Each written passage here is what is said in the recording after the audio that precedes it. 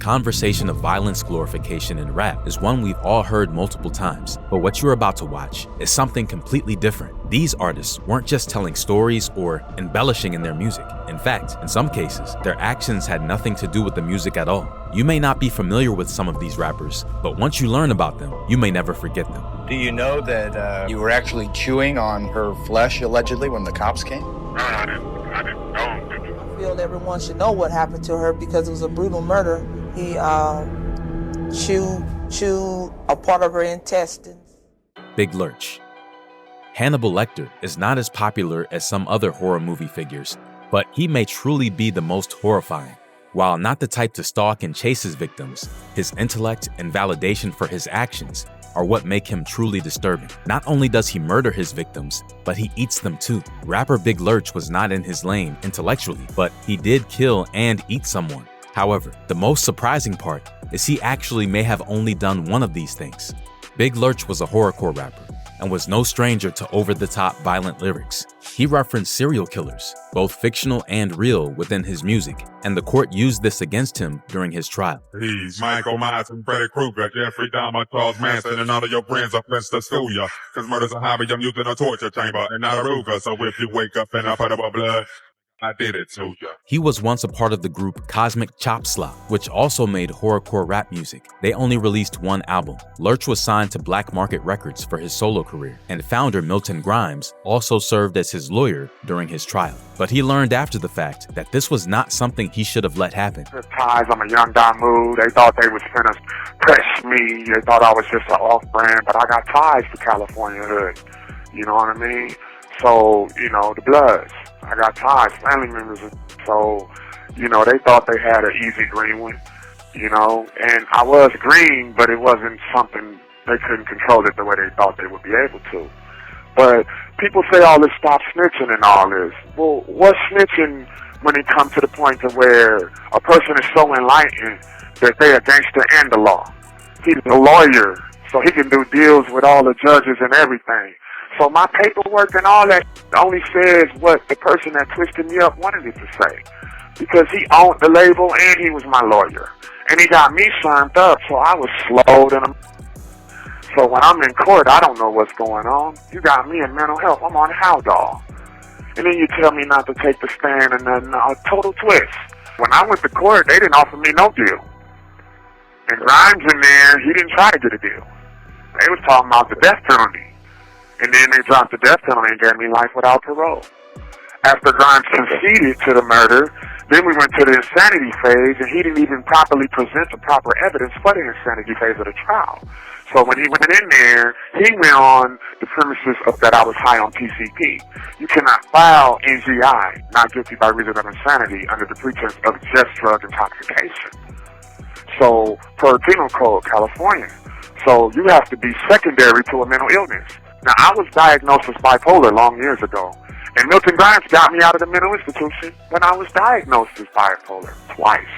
But when he came to trial, he didn't bring no evidence that I was bipolar. He just went in there on the sole principle that I had PCP in my system, PCP psychosis, and PCP re-intoxication. You cannot plead insanity on intoxication. You have to have a mental illness, which I have a history of, but he didn't present it. But let's talk about how he even got to that point. One day, when Big Lurch was driving, he was hit by a drunk driver and suffered a broken neck. He was released from the hospital before fully recovering. While recovering on his own, he began taking PCP to numb the pain he was experiencing. However, this was not the first time he had used it. This decision would go on to be his downfall. During one occasion at a party with the label members and their friends, Lurch ingested more PCP than he ever had before. The other party kept giving it to him via cigarettes dipped in it, and it was already in his system regularly because he was using it to alleviate his pain. They got me high on purpose to take advantage of me. Tynesha Yice was also at the party, the girlfriend of Anton's roommate and fellow artist Thomas Moore. According to Tynesha's mother, Thomas was abusive, and Tynesha was planning to leave him. As far as her boyfriend, he was a gang member, I believe he the one set all this up. He was beating on her. She had all her stuff packed. ready to leave the day all this happened. Allegedly, at one point, Anton asked the party guest to leave, which left him there alone with her. Anton would proceed to attack her with a scooter in the back of the head, stab her in the chest multiple times, and remove and consume pieces of her lung. After this, Anton fled the scene and would be found walking down the street naked and covered in blood. No doubt, the effects of the PCP had done their worst on him, but there was more to it. Also, with Tanisha, a copious amount was found in her system after the fact. Her mother pointed this out too. The bottle was pulled down her throat because she had so much in her system. They said ain't no way she could have smoked that much. After further investigation, or maybe lack of, it would be discovered that the bloody handprint on the scooter was not Anton's. This was not brought up in court. Anton shared that Milton Grimes continued to not truly have his best interest in mind to help his case. He never gave a fuck about me. Soon as I got convicted, he stopped answering the phone. And I'm stuck with the paperwork. I'm stuck with the paperwork of what he said what happened. He said, Lurch, we need to make it look as worse as we can so you can go to the mental hospital. You'll be out in 2 years. I said, man, I didn't do this. He said, I know what I'm doing. If you trust me, you call me your godfather. I know what I'm doing. The girl that was at the spot that was found dead, I mean, she was essentially eaten. I guess like she had parts, her chest and lungs were eaten and everything else like that. She was really messed up. Well, Polka wasn't eaten. God forgive, God bless her soul. But at the same time, it was teeth marks and gnaw marks on her. Now, there was a baby blue-nosed pit bull in that house. So where there's blood, little dogs chew or bite. And that is so, God bless her soul. But it wasn't like the way people talk about it. I've been living in my flesh for 14 years on this case. They act like somebody got a knife and was slicing pieces of, like a Jerry Dahmer type of situation where somebody was just eating people. It wasn't like that, man. It was bite marks and gnaw marks on the body. The body was found, she was cut open, and it was bloody in there, and it was a dog in that house. Now, Milton Grimes never brought up the dog or nothing in the case. He told me we need to make this look as worse as we can. Now I realize how closely DAs and big-time lawyers and everybody work together. They made the witnesses say what they say. Derek Doc Christopher from 111th and Dunderland Bloods. He admitted. They made me say, Lurch told me to leave and I'm going to kill you. He admitted. They made me say this. Grimes advised Anton to plead insanity as a result of the PCP, but since he ingested it voluntarily, this would not work. However, he had previously been diagnosed as bipolar, which is a mental disorder, and even spent time in a facility because of it. That would have worked out in his favor during the case, but Grimes did not mention that either. Anton was charged with first-degree murder, torture, and aggravated mayhem, and given 2 life sentences. While other factors were clearly at play, the fact remains that his PCP usage was the root of all of his issues. May Tanisha Yice rest in peace. Young QC. Young QC committed one of the most horrible crimes imaginable. He hired a hitman to kill his mother to get her life insurance money. It's been said that the love of money is the root of all evil, but things like this just seem beyond evil. After her death, he would go on to flaunt and flex his newly acquired finances by buying expensive items and literally throwing money in the air for anyone who was around him. This type of behavior was a huge red flag for anyone who had just lost their mother. This sound like God, don't it? Yeah, I'm tired. And y'all got to pay y'all tithes. Call my phantom the Holy Ghost. Church on Cromwell ties.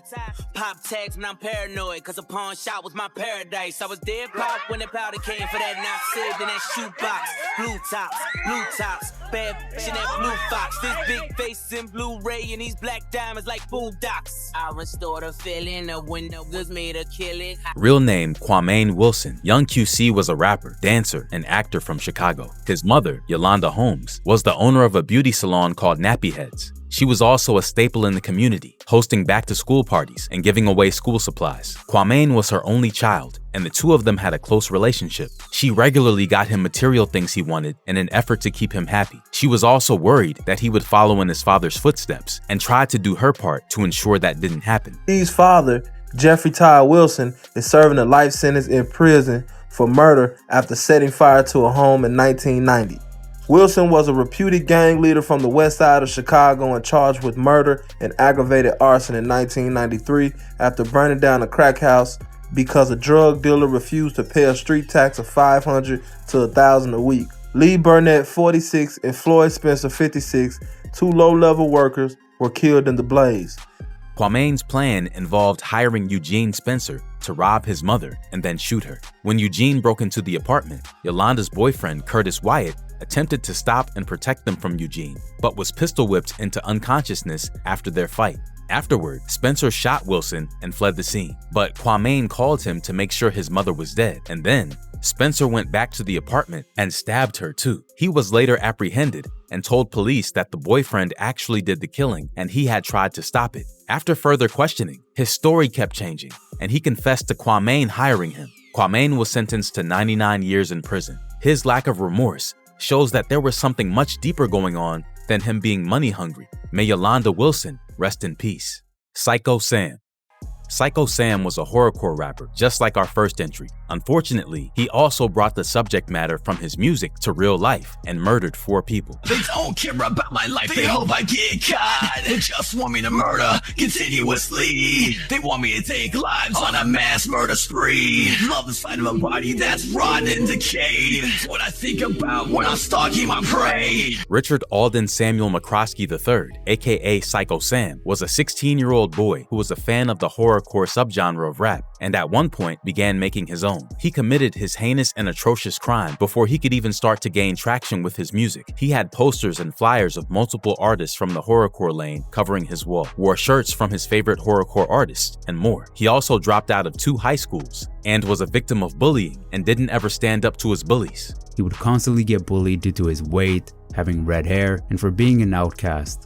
According to his sister, she described Richard as a mild-mannered and kind person who wouldn't fight back when bullied and rarely stood up for himself unless seriously provoked.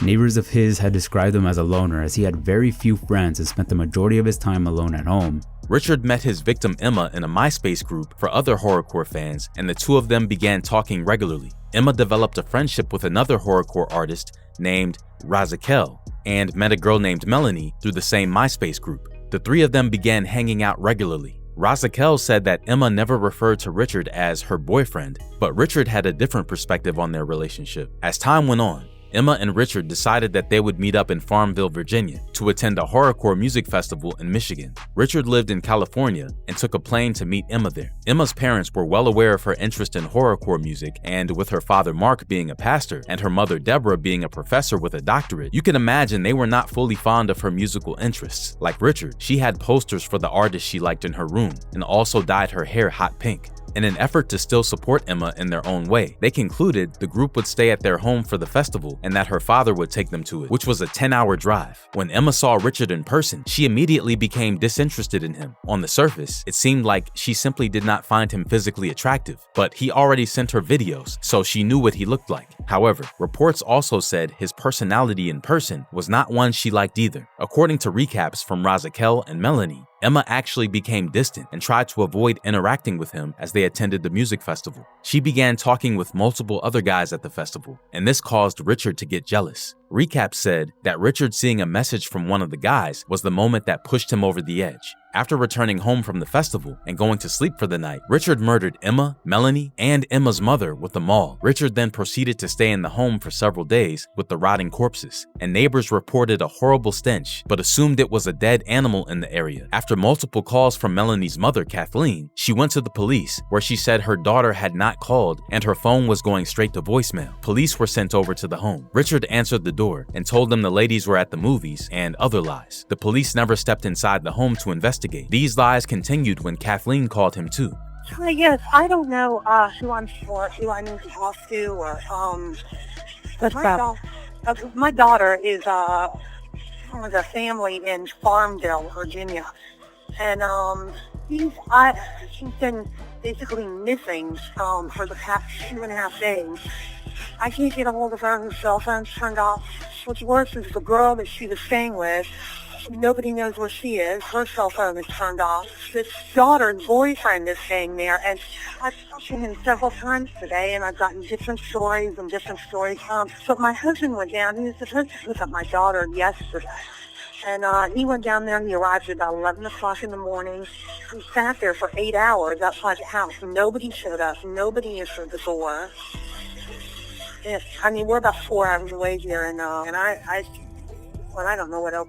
Kathleen then called Emma's father, Mark, and told him to go by the house. When he got there, Richard then killed him to cover up his previous murders. Naturally, after not hearing back from Mark, Kathleen got even more worried. She convinced Richard to initiate a call to the police, which he did, and made up a story about noises in the basement. So the police came by and only investigated the basement. Once again, their neglect is as baffling as the story itself. They found nothing wrong, and it's bewildering to think about how they paid the smell in the house no mind. The smell that neighbors noticed from being on the street outside of the house. Kathleen continued calling the police, and they finally went to Emma's house to investigate thoroughly. The smell was even worse by this point, since 4 bodies were in it decomposing. They found Emma and her parents' bodies, as well as Melanie's in the home. They had suffered multiple hits from the head from the mall and had no signs that showed that they were able to fight back. Richard had killed them as they slept, and they died before even waking up. However, Richard was already gone by the time all of this was discovered. Richard had booked a flight to go back to California, and this is where police finally caught him. He left the house in the very early hours of the morning, and after stealing and wrecking Mark's car, he was given a summons by police for driving without a license. The car was towed, and Richard was taken to a convenience store by the tow truck driver. The tow truck driver shared after the fact that Richard smelled absolutely horrible. In fact, his words were, he stunk like the devil and had red marks on his neck. Richard said they were from his girlfriend, and the car he crashed belonged to her father. The latter was obviously true, and he clearly felt at ease in the situation since he shared that information. While at the convenience store, Richard called a cab to take him to the airport. The driver was pulled over for speeding, and Richard was unfazed by this, considering everything. He actually got out the car to smoke during the ticketing process. The cab driver later described Richard as a nice young man and well-spoken based on their interaction. Upon arriving at the airport, Richard would simply sit down and go to sleep since he was waiting for a less expensive flight after the earlier one cost too much. Meanwhile, Razikel's boyfriend, Andres, called the police after hearing from a friend of Richard that he shared he may have killed one or a couple of people. As he slept in the airport, police found the airport's address written down on paper at Emma's house, and this was all the evidence they needed.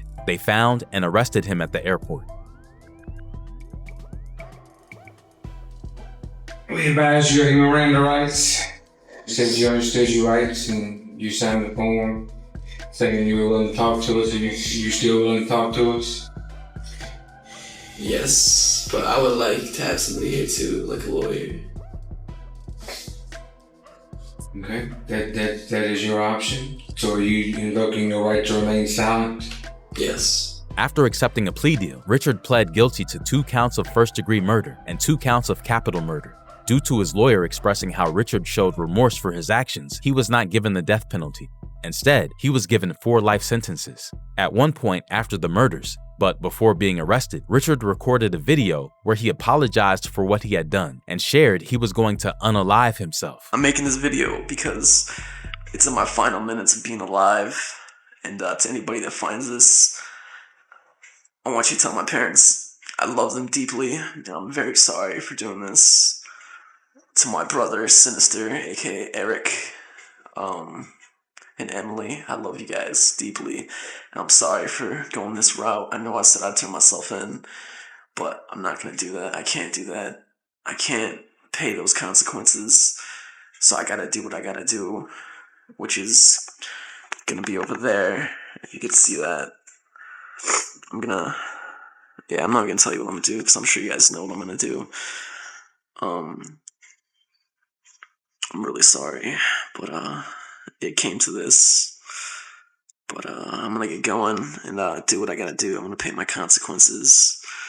So my last words before I go: fuck you to the world, fuck everybody in it. I can't stand this place. Fuck your God. And no, I'm not a nut writer, but fuck your God. SKR, Wicked Intent. For life, peace. But when directly asked about his actions by a reporter, Richard gave a sarcastic response that only fueled those who wanted to blame the horrorcore for all of this. Richard had simply responded, "How did you do it?" Jesus told me to do it. May Emma Niederbrock Mark Niederbrock, Dr. Deborah Kelly, and Melanie Wells all rest in peace. So now, we leave it to you guys. What are your thoughts about these three obviously twisted individuals? Do you think this is a problem that stems from their life experience and trauma, or does this harbor in the social aspect of the world and the glorification of evil and demonic imagery that covers our screens throughout each and every day? They obviously were not born this evil, so what makes people become this far lost? Let us know what you think in the comments. We appreciate you guys checking this one out. Help us out by liking, sharing, commenting, and subscribe to the channel if you want to see more of the craziest stories in hip-hop every week. Thanks for watching, and of course, as always, we'll see you in the next one.